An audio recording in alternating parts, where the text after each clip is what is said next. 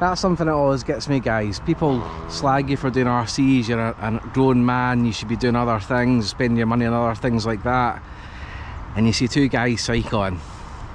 If it's not a motorbike, it's not got an engine, when you're over 40 you shouldn't be interested. That's my opinion. But anyway, jokes aside, back to this. So I've had my Outcast 8S out. Amazing car, absolutely loved that run on the 32th pinion. Still going to drop it down to 27 for off-road. Temperatures weren't too bad, the motor maybe a little bit getting on the hot side, and I wasn't going too hard on the throttle, so I'm a bit conscious of that to protect the ESC. So we will gear that down up a little bit for out the box, but down a little bit for the high speed. Right now we've got the Asuga XLR we're going to take out. Absolutely bone stock, other than I've put a Asuga servo in it, because the Corrali servos to me just, they don't seem to last. I don't have a lot of luck with them, so we'll see what this servo's like just now. May have to change my settings on the steering rates, etc. But this car is seriously quick. Trying to see my settings just now. Can never remember what one does what. So you can see that compared to out the box, a lot quicker.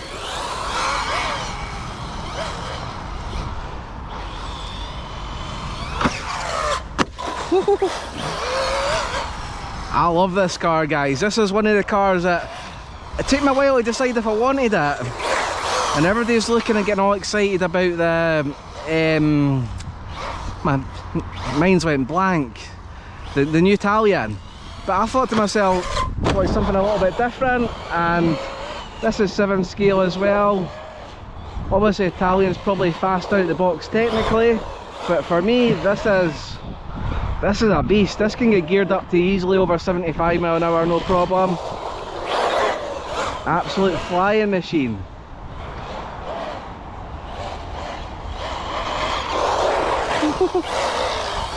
I don't think these tyres are going to last on road though.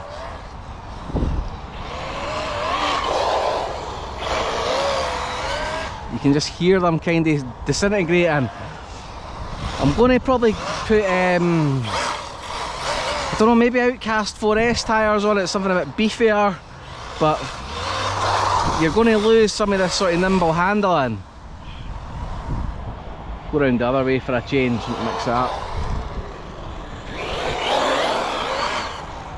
Well, none of this is even quarter throttle.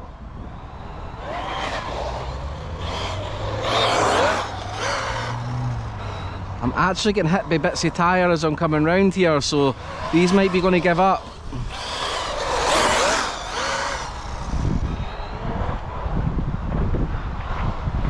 Oh, what did I do there? We change a little bit more. I don't know if I've got enough steering on. It feels like I've not got the same lock as I had. Maybe just imagine.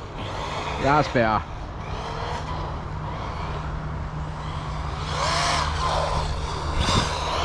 But this, even for jumping, this thing's good on road. I mean, it's better off-road probably for protecting the car. Never lined that up very well. We'll change our position so I can see the car a little bit better. So you can see the tyres they're pretty warm already, so not really the on-road tyres for it. So I'm definitely going to look at different tyre choices. My worries with getting the Corrali road tyres is I'm not sure how long they'll last, and at the price of them I think there might be better options somewhere, so we'll get a look at that. If anybody knows a 130mm tyre that's good out the box for road, let me know. This thing just flies. Can't see it there.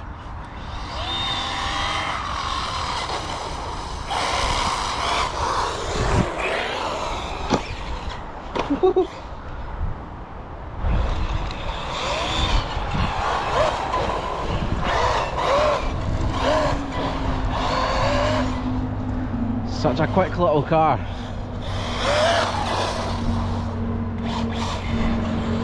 But look at that, the size of the run up I'm doing there.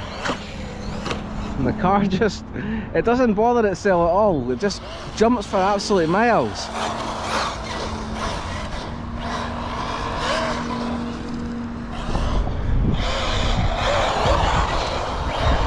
A nice little turn there. What I find with these little buggies, if you just back them in a little bit with the brake at the corner, like that, you can sort of just step round really nice.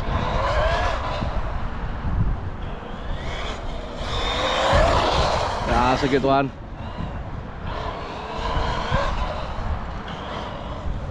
What we'll do is we'll go round the other way, see if you can back it towards us.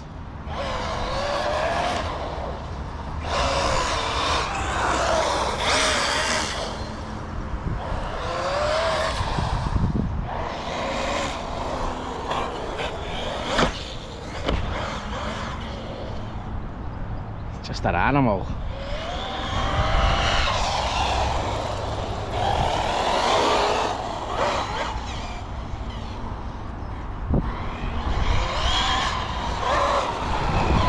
None of this run at all has been full power, just to make you aware too.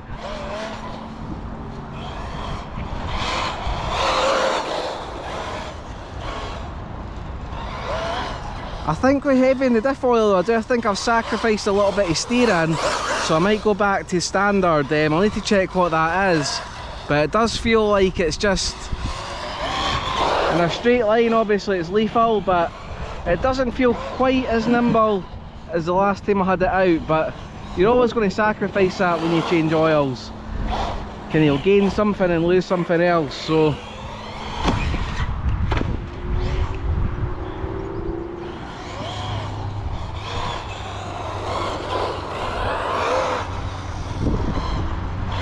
and it's still on the stock pinion. I could gear this up a lot higher, I'm sure, but this kind of power for me in the areas I run feels perfect.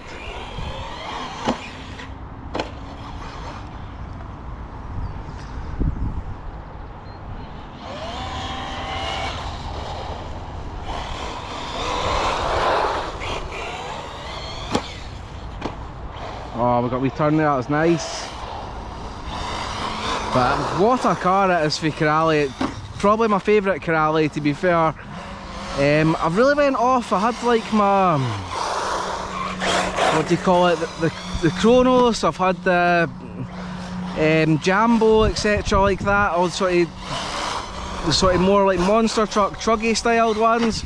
But they just, I feel they're so powerful and they're so light, and they just don't feel like you can do flips and everything what they're designed for, but handling wise I feel it's just much better with a buggy, and this thing just really does everything for me.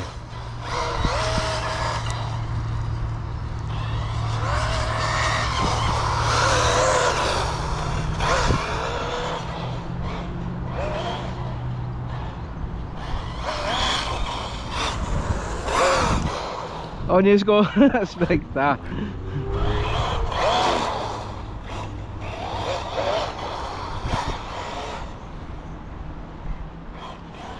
Just let the guys past.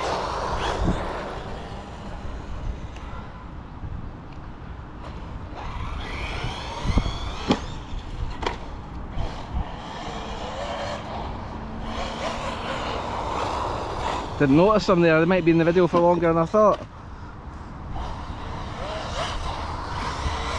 They need to grow up and get an adult hobby like me. That's what they guys need to do.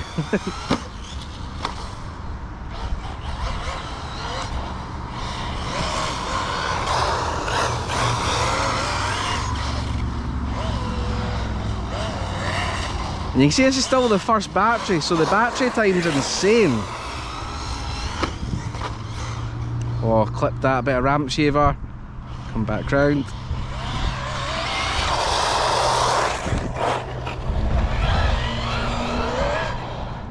I've got like 4 batteries for this with me today, but I think I'm just going to use the one. Get home with the car, change the oil, mix it up a little bit, bring it out again, and I think I might, I don't know, I might just sort of just go over everything in it. I'm hearing a couple of sounds that they're not bad, but it sounds a little bit diffy, so I don't know if you can hear it. Unless it's just opinion, but just sounds a little bit rough at some points, so I'm not sure if it's anything or nothing, but what I can say is the car doesn't feel like there's anything wrong. It could be I'm just used to the sound of the big outcast for earlier.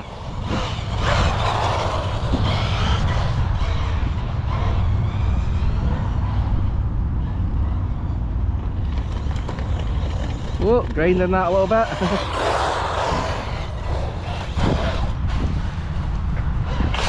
Oh, that wasn't too clever of me.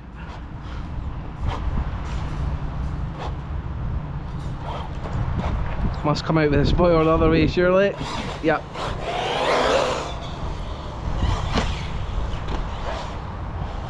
But what a car the Asuga is.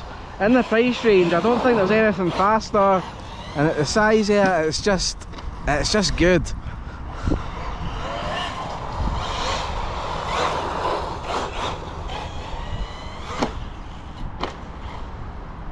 I just wish that with buggies that your shock towers were a bit more protected, because when you go upside down you always ruin them.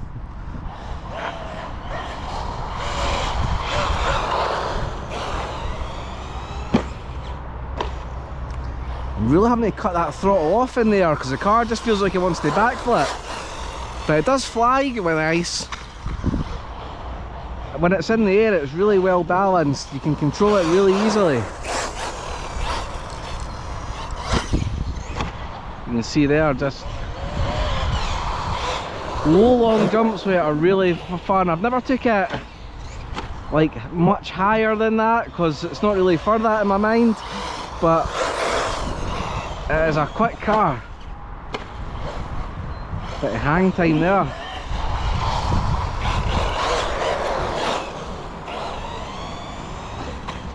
That's a shaver again. One thing with RCs, sometimes you've really got to keep your lines the same, because if you go off quite a bit, it doesn't take much to miss your ramp.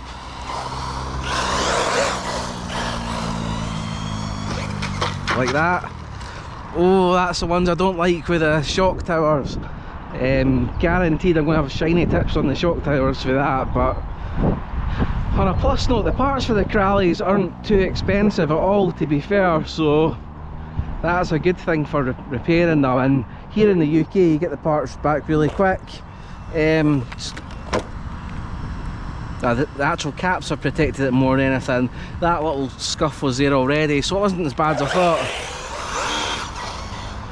He's trying to do a little jump towards us and start going nice on the car.